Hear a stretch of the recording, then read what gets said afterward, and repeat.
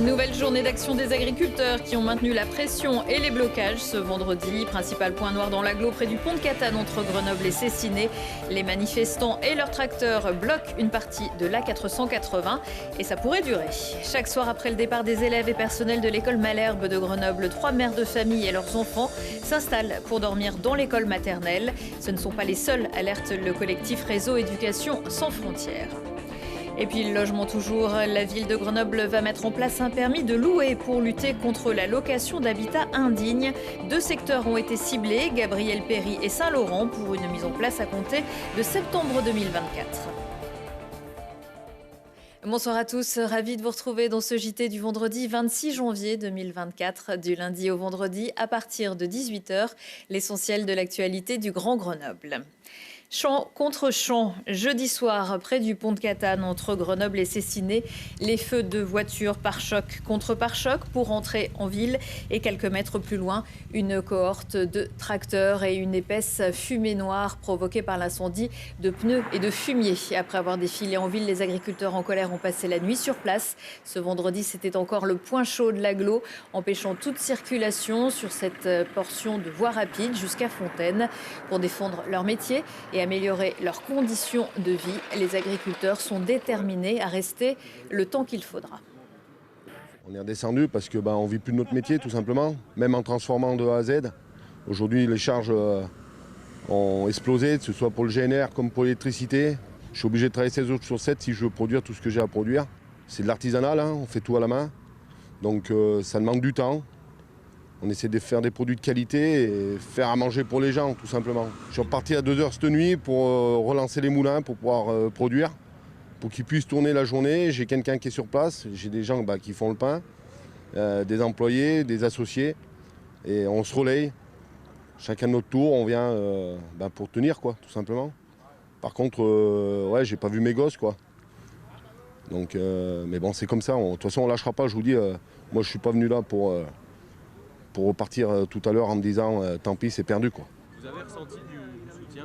Oui, tous les passants sont avec nous. L'IMT de Grenoble qui nous ont donné à manger. Beaucoup de gens qui sont avec nous, ça fait plaisir. On est venu en tant que jeune agriculteur donc pour défendre notre croûte parce qu'on nous prend un peu pour des larbins. Tout ce qu'on produit est à prix dérisoire. Comparé à de l'importation qui sont à plus bas prix, mais moins bien de qualité. Comment tu gères l'exploitation justement pendant cette journée de manifestation ? J'ai un associé, donc moi mon associé il reste sur l'exploitation, on fait un roulement. Cette nuit, je suis rentré, c'était 2h du matin. Donc je me suis levé, c'était 5h pour aller aux vaches. Les vaches c'est 24h sur 24, c'est des bêtes vivantes et on peut pas laisser les vaches comme ça, quoi. Le principal syndicat, la FNSEA, a annoncé qu'elle se prononcerait sur la suite du mouvement ce vendredi à 20h, à l'issue des annonces du Premier ministre. Mais la nuit et sans doute la journée de samedi risquent encore d'être très perturbée pour les automobilistes, avec un blocage important autour de Bourgoin-Jallieu également. À l'école jour et nuit, depuis la rentrée, 8 écoles grenobloises sont occupées la nuit par des familles sans abri et souvent sans titre de séjour. Elles n'ont pas le droit à l'hébergement d'urgence. C'est le cas à l'école Malherbe où des parents se mobilisent et s'organisent pour aider les amis de leurs enfants en attendant que leur situation administrative soit régularisée. Jérémy Pinard. Quand l'école maternelle de Malherbe libère les enfants à la fin des cours, celle-ci se transforme en logement pour les familles des élèves n'ayant pas de toit. Face à l'inactivité des collectivités, le réseau d'éducation sans frontières et les parents d'élèves se mobilisent afin d'assurer des conditions de vie décentes pour les enfants. Entre les murs de ce groupe scolaire, ce sont 3 mamans et leurs enfants qui chaque soir installent leur chambre à coucher. Donc il y a une famille qui dort dans cette classe, elle pousse les bancs et elle installe les tapis de gym et le matelas par-dessus. Tous les draps et les couettes, ils sont dans les placards dans la cuisine aussi. Et après, il y a une famille qui est dans la couchette. Et puis la dernière famille, elle est dans une autre salle de classe. Donc elles sont faites pareil, donc il y a juste à pousser les bancs là, du rassemblement et elles s'installent ici. Chaque soir, la même routine, les matelas sont installés avec les couvertures et au petit matin, tout est rangé pour ne pas perturber le travail des enseignantes. Pour ce qui est de la nourriture, des collectes de dons sont régulièrement organisées permettant de concerner un maximum de personnes. On a notre armoire solidaire qui est ici et donc on va remplir de tous les dons qu'on a eus. Là, on avait marqué ce qu'on pouvait donner dans l'armoire. Et donc, voilà, cette armoire, elle est ici pour les familles qui dorment, mais aussi à l'entrée pour que les autres familles puissent venir se servir facilement, quoi. Aujourd'hui, à Grenoble, ce sont plus de 50 enfants qui, le soir, se retrouvent à la rue. Les nombreux collectifs et associations dénoncent le manque de solutions proposées à ces enfants, alors que sur la métropole de Grenoble, 17 000 logements se retrouvent inoccupés. Les parents d'élèves mettent le doigt sur une situation plus qu'alarmante. Au sein de l'école, j'ai l'impression qu'il y a une prise de conscience et la solidarité qui fait un peu boule de neige. Ouais. Quand on sait que les copains de nos enfants, ils dorment dehors, ouais, c'est révoltant et ça donne envie de faire quelque chose. Ouais. Grâce à cette mobilisation, une des mamans souffrant d'une maladie pulmonaire auto-immune peut accéder à un médecin. Un confort inespéré pour ces familles qui ne peut cependant être durable.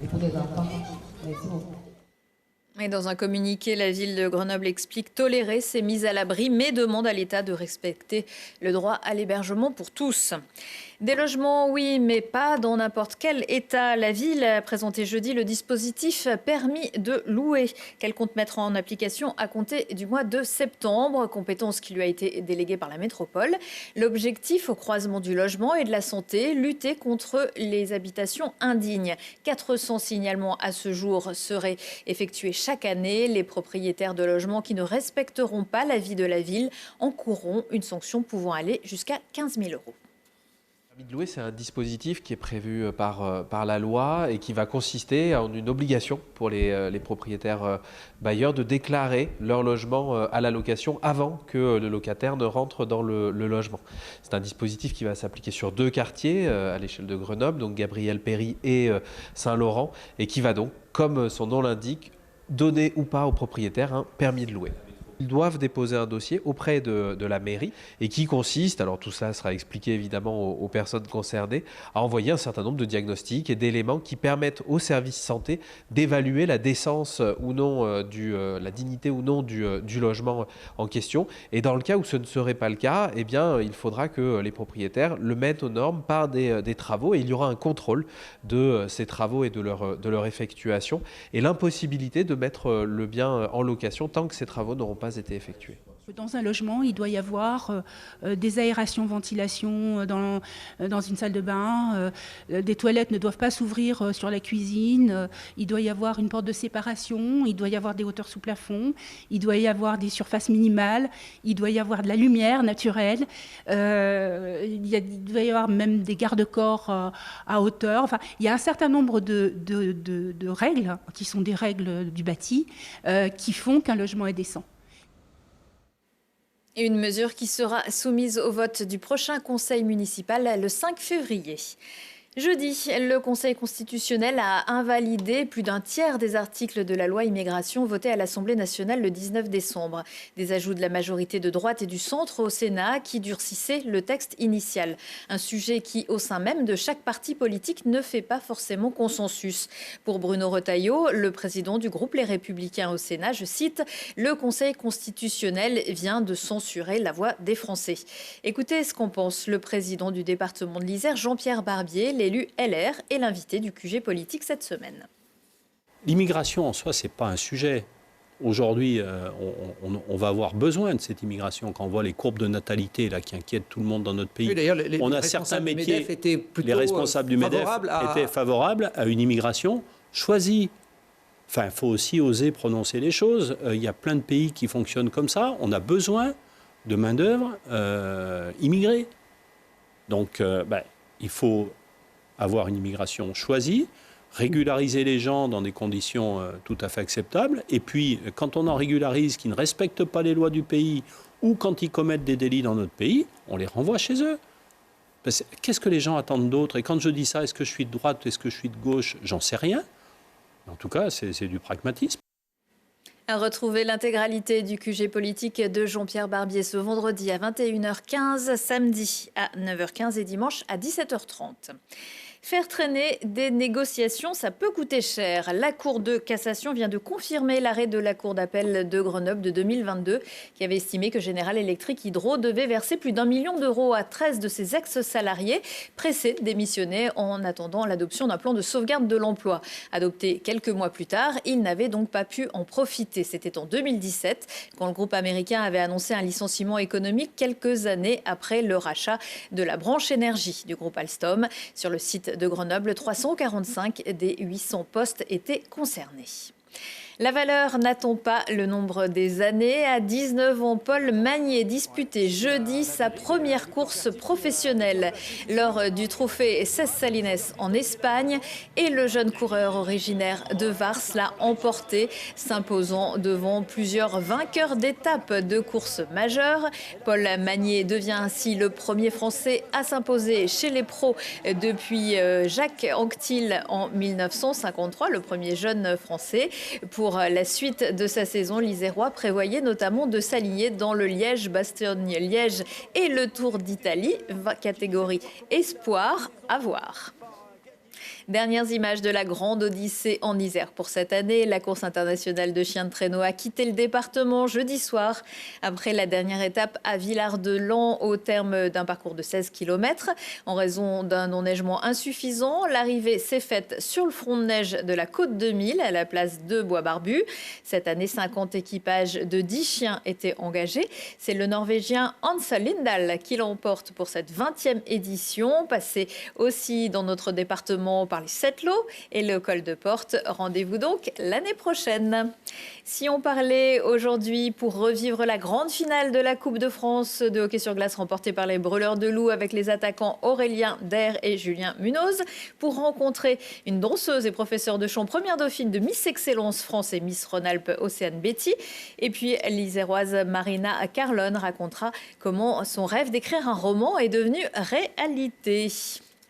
Dans l'agenda du week-end du théâtre d'objets et de marionnettes à voir en famille samedi soir au Touvet, saga familiale des lustres inconnus, c'est une nouvelle épopée fantasque de la compagnie du Turac. Mêlant détournement d'objets, marionnettes inventives et mythologie sur mesure, ce spectacle convie le public à une visite surprenante du centre d'archéologie de Turaki. Elle brille au firmament du jazz international depuis plusieurs années. Auréolée de plusieurs disques d'or, Yoon Sun-na est une ambassadrice du jazz coréen en France. La chanteuse aérienne, subtile et élégante sera en concert samedi soir à la MC2 de Grenoble pour mieux explorer le jazz du monde entier et avec quelques reprises planantes comme ce Killing Me Softly des Fugees. Un retour de l'actu dans 1 heure et en replay sur télégrenoble.net. On se quitte en musique avec Kid Francescoli. Le DJ leader de la French Riviera Touch fera danser la Belle Électrique de Grenoble samedi soir. En première partie, le duo féminin Savannah entre Lana Del Rey et Cat Power. Belle soirée et excellent week-end à tous.